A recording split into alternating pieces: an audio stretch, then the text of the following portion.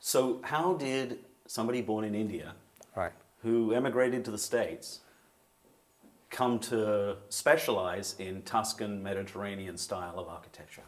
Well, see, I don't believe that first of all, I don't believe that for example, a pizza, an Italian pizza came from Italy, but still the best pizza you can get in New York, made by somebody who is from Puerto Rico. So I don't think it matters. You know, I think once you understand the language of any design, it's kind of decoding it. You know, if I understand Italian architecture and I studied it and I understand the language and I understand what is consistent and what are these people trying to do here, once I get it, I can recreate it. So I don't need to be an Italian to create an Italian architecture.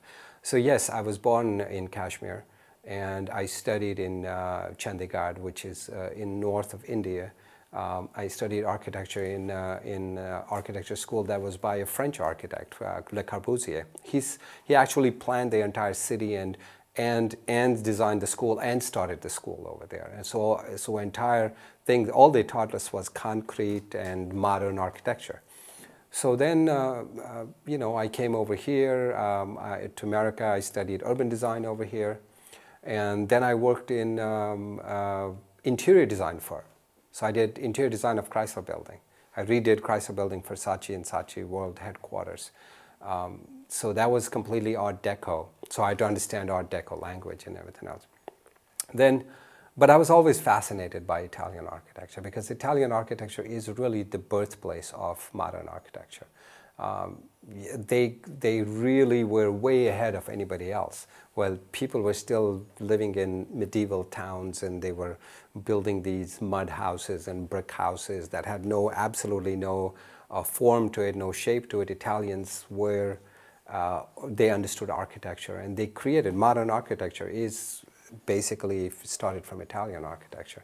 So I was always fascinated by Italian architecture. Even when I was studying, I went back to Italy many times to understand the proportions, the height versus the width, and the columns, and the enclosure that it creates, the spaces that the architecture creates. So I studied it, I became good at it, and I became known as the guy who can design Italian homes. So. What speaks to you specifically about that kind of architecture that you find evocative enough that you wanted to learn the context of it and use it for your profession? What is it about it? I think it's definitely the warmth in that architecture. Maybe it's the yellow color, Naples yellow color. Maybe it is the proportions. It's not overwhelming. It is, if you see the doors and the windows and everything, they're not huge, they're not mega, it's not palatial. I'm talking about authentic, like Florentine architecture. And it's very cozy, very warm. It's very, because it's old, it has character. And I like walls that are a little tilted, that are not straight. You know, I got attracted. I feel good. You know, you just go someplace, you feel good. You don't know why you feel good. So, as a matter of fact, when I was doing my master's in urban design, this was the thesis subject for me: is why does a space have an impact on your psyche, for example, on your psychology, on your thinking? And I found out that it does. Most people don't know this. Architecture has a major role to play in how you feel. You could go into a building and feel terrible, and you don't know, you say, oh, I'm having a bad day. And it's because the energy that's created in that space by the designer, maybe voluntary or involuntary, maybe he doesn't know or she doesn't know what he's doing, makes you feel uncomfortable. So all those things, you know, when I went to particularly Florence, all the architecture in Florence and the whole ambience in Florence, it was beautiful and got me. Isn't there a conflict between creating a livable, intimate space that people feel comfortable in when you're dealing with very high-end, quite large homes? And how do you resolve that conflict?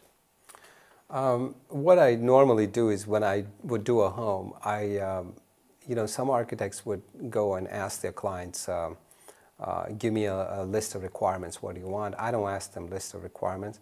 I ask them to visualize their house. And I ask them to sit on a computer and visualize and explain in words, what do you see when you walk in and this and that and everything. And then also I see their lifestyle, what kind of lifestyle they have. So as an architect, I don't necessarily impose my ideas on the people, particularly homes. Home is a very personal thing. If I'm designing your home and you say, you know what, I want 30 feet ceilings in all the rooms. I will say, fine, you want 30 feet ceiling, then your rooms cannot be 10 feet by 12 feet because they will look like a tunnel and then I'll have to make rooms 40 feet by 40 feet. And if you're okay with that, so what I'm trying to tell you is you order, it's like composing music. Architecture is like an art. I always say that we're artists who are commissioned to create art. We're not artists who go in our garage and studio, create art, and then put it on an art gallery and see if somebody will buy it. We don't do that. We're commissioned. So when you're commissioned, you're like a chef. You go to a restaurant, you order a meal. The guy asks, how do you want your steak? You want well done, rare, medium? So you say, I want medium. So he makes you the best medium steak. So that's the way I look at myself. So when you order, so I don't see any conflict. So if somebody says, I want a very intimate home. I want a home where I live with my wife, my kids, and we have this the home should bring us together. Then my space planning of the home will bring them together. And the design and the proportions will be like that. If somebody says, I want a home, I'm never there, man. I just fly all over the world. My wife is working in China. My kids are grown up. I just need a place to sleep, but I throw big parties. I want people to come in and get totally intimidated by my house. Then I'll give him a whole different kind of a house. So it doesn't really matter what you order. You order, I provide that. It's like the Mediterranean. You go to Tuscany, you go to Italy. There's a relationship between the structures and the interior space and the exterior space. Mixed use is very big there, and that's been one of the failures of American architecture, as we're recognizing now, Correct. That all this compartmentalization does not work. Absolutely. Are they making the same mistake in Dubai, or are they making the interior space of a building, a home, have a relationship to the neighborhood around it? Yeah. No, I don't think they're making the same mistakes in Dubai. I think Dubai, what they're doing master planned communities. And a lot of these communities are mixed use developments. They have shopping, residential, office, everything put together in its right proportion. One of the biggest, I always say the biggest problem with American cities is the zoning. And the zoning is done by an engineer who has no creativity, zero creativity. So all he does is he takes this block of plots, he calls them single family homes, ground plus 1 story allowed. Then he takes another block, he goes offices, ground plus 20 stories allowed.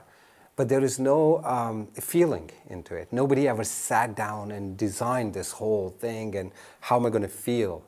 It's done by engineers and mathematicians. It's never done by an artist. And, but they're not doing like that in Dubai. In Dubai, they have architects, master planners, master designers. They sit down and they come up with a community, a full community, like a mixed-use community.